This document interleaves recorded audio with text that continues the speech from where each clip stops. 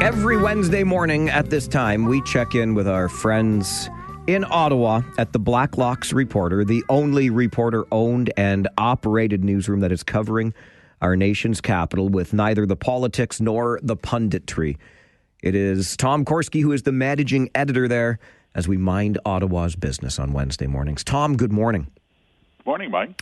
I know this story goes back a little ways for you when you blew it open, but I have to go back to this morning because it really resonated here in our part of southwestern Ontario. This involves a London MP, the government house leader, in fact, who billed $174,000 for personnel expenses in just 9 days. MP Kayabaga at London West, that's correct. We see that in public accounts. It's a very, frankly, unusual line item. And the cost was exorbitant, $174,000 billed for personnel in 9 days. Problem, as government house leader, MP Kayabaga had no duties because there was no house. The Parliament had been prorogued, and there had not been any house business for months. Problem, also that MP Kayabaga attended one brief cabinet meeting after her swearing in, and drove back to London. And she spent the entire period of her tenure as government house leader in London, and she was putting out lawn signs and appealing for volunteers to door knock in a campaign that was called That Sunday, her last Sunday as government house leader. So we asked MP Kayabaga twice, never got a response. What's with $174,000 for personnel costs? Finally, the Privy Council declined comment. MP Kayabaga would not take questions. The new government house leader, Steve McKinnon, an old-timer, said, no, it wasn't like that. It was all mysterious vacation pay charges. And we had to ask repeatedly, these people weren't working on the campaign, were they? Were they paid volunteers at a public charge? That's a big deal, by the way, Mike. That breaks so many ethics violations and Treasury Board rules. A very mysterious charge. MPs have asked in the House of Commons, opposition members have said, can we just get the line item? The line item spending for those 9 days when MP Kayabaga was government house leader and cabinet has said drop dead. And there we are. There we are indeed, but I'm connecting dots here, Tom, and I don't think it's too much of a stretch to at least speculate that this became paid volunteers, if you will, paid staff in that case, for an election campaign. Come on. Well, we always say that how often do we encounter this where the government will very vigorously say we did nothing wrong, and by the way, we're never going to do it again. Oh, okay. Along those same lines, gosh, it must be expensive to lead the Canadian Nuclear Safety Commission. Pierre Tremblay is leading the life of Riley. He is appointed last year. He's from Whitby, appointed as president of the Nuclear Safety Commission, as you mentioned. That pays $343,000 a year. And within weeks of taking office, he started to run up expenses. In fact, he okayed an 85% increase in his expense budget to $185,000 a year because of his very important work. What sort of work, we might ask? Well, there were $14,000 business class junkets to France. He stayed at a resort hotel north of Marseille, a former hunting lodge, where they serve wild boar with gnocchi. So that's a good gig. No nuclear reactors there.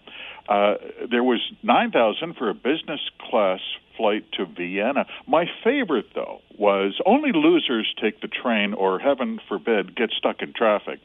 He lives in Whitby. He had routine meetings in Ottawa.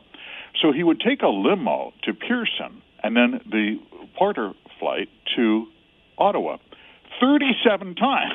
Because, as I mentioned, only the little people wait on train stations or stare at bumpers on the Queensway. His expenses were enormous. By the way, the $185,000 does not include $50,000 for an executive and housing allowance, end of quote. Why does this even matter? Why are we going through the minutiae of President Tremblay's expenses? Because Cabinet said this has to stop, Mike. The finance minister said we're tightening our belts, so help me. The prime minister has said we have to stop this stupid spending. But I know someone who didn't get that memo. President Tremblay, perhaps? It would be definitely. See, I pay attention, Tom. I pay attention to your work there at Blacklocks. Okay, spending in the macro form here. The federal budget passes by the narrowest, I would say, of votes this week. Oh, yes. What do you know about the budget and the vote, that narrow vote by which it passed? There was some, forgive my candor, Mike, there was some fake drama about that vote. No one wants an election before Christmas, but the opposition parties, and I mentioned the Conservatives and the Bloc Québécois, wanted to get that off the floor of the House of Commons. Pay attention to this. This is going to be good. They want to send it off to committee, where they have the hammer. They hold all the votes in the Commons Finance Committee. And by the time they're done with that budget, it will bear no resemblance to what the cabinet wanted, and then it will be a take-it-or-leave-it plan. In a minority parliament, these committees really hold the hammer. By the way, watch for a little storm cloud that is coming cabinet's way. Only hours before that close budget vote, the budget officer sent a letter up to the Speaker of the House of Commons. This has not happened in 13 years. And he said, they're hiding figures from me. So help me, Cabinet will not give me crucial information. By the way, that's against an act of Parliament. And there will be MPs who are chewing the bit to cite Cabinet for contempt of Parliament. It's just getting hotter and hotter, Mike. Indeed, it is. Okay, one more before I let you go today, because I'm really curious about this digital ID that is being proposed for those applying for EI or old age security. Surely, Tom, this will not be mandatory. We can opt into this digital ID, can't we? So they say. And yet there are suspicions, aren't there, that once you open the door, you can apply for old age security by mail now or by telephone, employment insurance. You can go into a Government of Canada office. Not good enough, said the Department of Social Development and Employment that runs these programs and payouts. They proposed a website, a government website, where everyone will obtain digital ID. Now, they are insistent. You will never be forced to do this. What's the worry, by the way? This is not an internet conspiracy.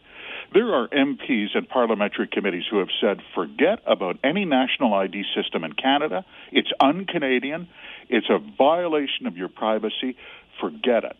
And now we see Libertarian MPs in particular, Leslyn Lewis from Haldimand, Norfolk, just the other day telling the Commons, watch this, because once they get the tools, once you're the hammer, you know they're going to start looking for nails. And the day that becomes mandatory, that's a big deal, Mike. Indeed, it is. Tom, keep up the great work. Thanks for joining us this morning. Thank you, Mike. Tom Korski, managing editor at the Blacklocks Reporter. I know I went back several days. You might have already heard the story of the government house leader from London, because when it hit and Blacklocks broke it, it hit hard. And my feed was starting to fill up with it. $174,000 in personnel expenses billed in just 9 days. And that possible, I must say, possible connection to the election campaign and where that money may have been spent is just all too real from where I'm sitting. And then everything else we get into with Tom Korski every Wednesday morning, 10 a.m. Tom, the managing editor at the Blacklocks Reporter, the only reporter-owned and operated newsroom covering our nation's capital. They really do great work, and you can find it online, blacklocks.ca, well worth the price of a subscription. Quick time out, back with more on the Mike Farwell Show, 570 News Radio and Rogers TV.